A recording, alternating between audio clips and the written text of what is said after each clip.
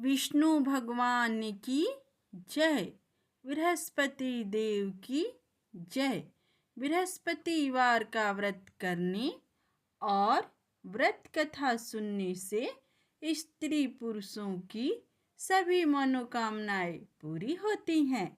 इस व्रत से धन संपत्ति की प्राप्ति होती है। निसंतानों को पुत्र प्राप्ति होती है।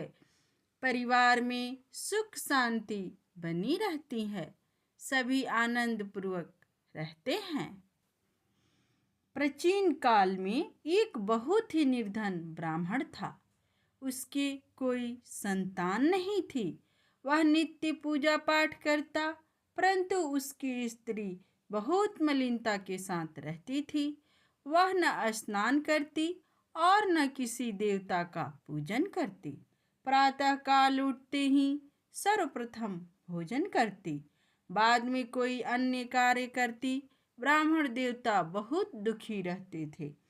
पत्नी को बहुत समझाते, किंतु उसका कोई परिणाम न निकलता। भगवान की कृपा से ब्राह्मण की स्त्री के कन्या उत्पन्न हुई।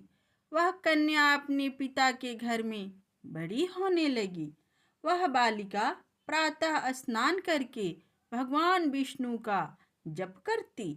वह बचपन से ही बृहस्पतिवार का व्रत भी करने लगी। पूजा पाठ समाप्त कर स्कूल जाती तो अपनी मुट्ठी में जौ भर के ले जाती और पाठशाला के जाने के मार्ग में डालती जाती। वहीं जौ स्वर्ण के हो जाते तो लौटते समय उनको बीनकर घर ले आती। एक दिन वह बालिका सूप में उन सोने के जौं को फटक कर साफ कर रही थी।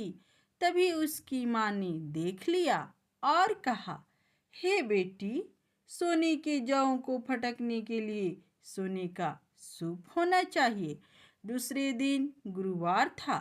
इस कन्या ने व्रत रखा और बृहस्पति देव से प्रार्थना करके कहा, हे प्रभु, यदि मैंने सच्चे मन से आपकी पूजा की हो तो मुझे सोने का सूप दे दो। बृहस्पति देव ने उसकी प्रार्थना स्वीकार कर ली। रोजाना की तरह वह कन्या जौ फैलाती हुई स्कूल चली गई। स्कूल से लौटकर जब वह जौ बीन रही थी तो बृहस्पति देव की कृपा से उसे सोने का सूप मिला। उसे घर ले आई और उससे जौ साफ करने लगी, परंतु उसकी माँ का वही ढंग रहा। एक दिन की बात है, वह कन्या सोने के सूप में जौ साफ कर रही थी। उस समय उस नगर का राजकुमार वहां से होकर निकला। इस कन्या के रूप और सोने के सूप में जौ को साफ करते देखकर वह उस कन्या पर मोहित हो गया। राजमहल आकर वह भोजन तथा जल त्याग कर उदास होकर लेट गया। राजा को जब राजकुमार द्वारा अन्न जल त्यागने का समाचार ज्ञात हुआ तो अपने मंत्रियों के साथ वह अपने पुत्र के पास गए और बोले, हे बेटा, तुम्हें किस बात का कष्ट है? किसी ने अपमान किया है अथवा कोई और कारण है? मुझे बताओ, मैं वही कार्य करूंगा जिसमें तुम्हें प्रसन्नता हो। राजकुमार ने अपने पिता की बातें सुनी तो वह बोला, मुझे आपकी कृपा से किसी बात का दुख नहीं है। किसी ने मेरा अपमान नहीं किया है, परंतु मैं उस लड़की के साथ विवाह करना चाहता हूँ जो सोने के सूप में जौ साफ कर रही थी। यह सुनकर राजा आश्चर्य में पड़ गया और बोला, हे बेटा, इस तरह की कन्या का पता तुम ही लगाओ। मैं उसके साथ तुम्हारा विवाह अवश्य ही करवा दूंगा। राजकुमार ने राजा को उस लड़की के घर का पता बतलाया। मंत्री उस लड़की के घर गया और राजा का आदेश उस ब्राह्मण को सुनाया। कुछ ही दिन बाद ब्राह्मण की कन्या का विवाह राजकुमार के साथ संपन्न हो गया। कन्या के घर से जाते ही उस ब्राह्मण देवता के घर में पहले की भांति गरीबी का निवास हो गया। अब भोजन के लिए भी अन्न बड़ी मुश्किल से मिलता था। एक दिन दुखी होकर ब्राह्मण अपनी पुत्री से मिलने गया। बेटी ने पिता की दुखी अवस्था को देखा और अपनी माँ का समाचार पूछा। ब्राह्मण ने सभी हाल कहा। कन्या ने बहुत सा धन देकर अपने पिता को विदा कर दिया। इस तरह ब्राह्मण का कुछ समय सुखपूर्वक व्यतीत हुआ, लेकिन कुछ दिन बाद फिर वही हाल हो गया।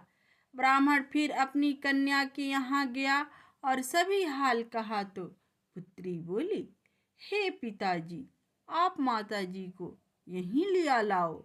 मैं उन्हें वह विधि बता दूंगी जिससे गरीबी दूर हो जाए। ब्राह्मण देवता अपनी स्त्री को साथ लेकर अपनी पुत्री के पास राजमहल पहुँचे तो पुत्री अपनी माँ को समझाने लगी, हे माँ, तुम प्रातः काल उठकर प्रथम स्नान आदि करके विष्णु भगवान का पूजन करो तो सब दरिद्रता दूर हो जाएगी। परंतु उसकी माँ ने उसकी एक बात नहीं मानी। वह प्रातः काल उठकर अपनी पुत्री का बचा जूठन खा लेती थी। एक दिन उसकी पुत्री को बहुत गुस्सा आया। उसने एक रात एक कोठरी से सारा सामान निकाल दिया और अपनी माँ को उसी में बंद कर दिया। प्रातः उसमें से उसे निकाला तथा स्नान आदि करा के पूजा पाठ करवाया तो उसकी माँ की बुद्धि ठीक हो गई। इसके बाद वह नियम से पूजा पाठ करती और प्रत्येक बृहस्पतिवार को व्रत रखने लगी। इस व्रत के प्रभाव से उसकी माँ भी बहुत धनवान हो गई और बृहस्पति देव के प्रभाव से स्वर्ग को गई। वह ब्राह्मण भी सुखपूर्वक इस लोक का सुख भोग कर स्वर्ग को प्राप्त हुआ। तो सब कोई प्रेम से बोलिए विष्णु भगवान की जय, बृहस्पति देव की जय।